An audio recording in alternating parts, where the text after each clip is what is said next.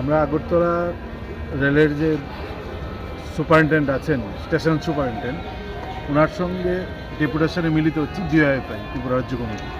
গত 16 তারিখ জিরানিয়াতে ব্যাপক পরিমাণে নেশা সামগ্রী একদম ভারতীয় রেলে করে, মানে সরকারি পরিবহনে আমাদের রাজ্যে দিনের পর দিন এই নেশা সামগ্রী ঢুকছে। গত 16 তারিখ তার একটা দিক উন্মোচন হয়েছে। 16 তারিখের পর আজকে 21 তারিখ, মাঝখানে 5 দিন অতিক্রান্ত। এত ব্যাপক পরিমাণে নেশা উদ্ধার হওয়ার পরেও এখন পর্যন্ত ত্রিপুরা পুলিশ, জিআরপিএফ, রেল কর্তৃপক্ষ কেউ কারা এই নেশা সামগ্রী ব্যাপক পরিমাণে ভারতীয় রেলে করে এনেছেন তার নাম জানাচ্ছেন না, কাউকে গ্রেপ্তার করছেন না।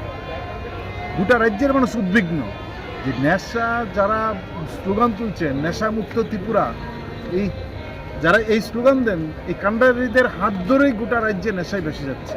ফলে এই অবস্থায় দাঁড়িয়ে আমরা ডিএফআই মনে করছি যে কারা এই নেশা সামগ্রী আমদানি করছেন আমাদের রাজ্যে তার নাম উত্থাপন করা, সে মানুষের সামনে তুলে ধরা এবং এই ব্যাপক পরিমাণ নেশার সঙ্গে কারা যুক্ত তাদেরকে দ্রুত গ্রেপ্তার করা। এবং আমরা মনে করি সর্বোচ্চ স্তরের প্রশাসনিক কর্তা ব্যক্তির ক্ষমতা ছাড়া সরকারি পরিবহনে ভারতীয় রেলে করে নেশা রাজ্যে প্রবেশ করতে পারে না।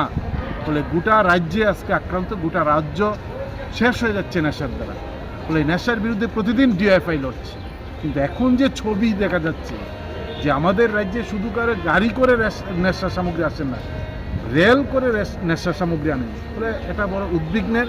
কেন নাম প্রকাশ করছেন না, কোন এজেন্সি আনছেন, কোন ট্রাভেল এজেন্সি এগুলা মানে রেলে বুক করছেন, কারা বুক করছেন, কিচ্ছু জানাচ্ছেন না। ফলে তাতে স্পষ্ট হচ্ছেন যার নাম প্রকাশ হবে এই নাম অনেক ক্ষমতাবান ব্যক্তি, হয়তো এই কারণে প্রকাশ করছেন না।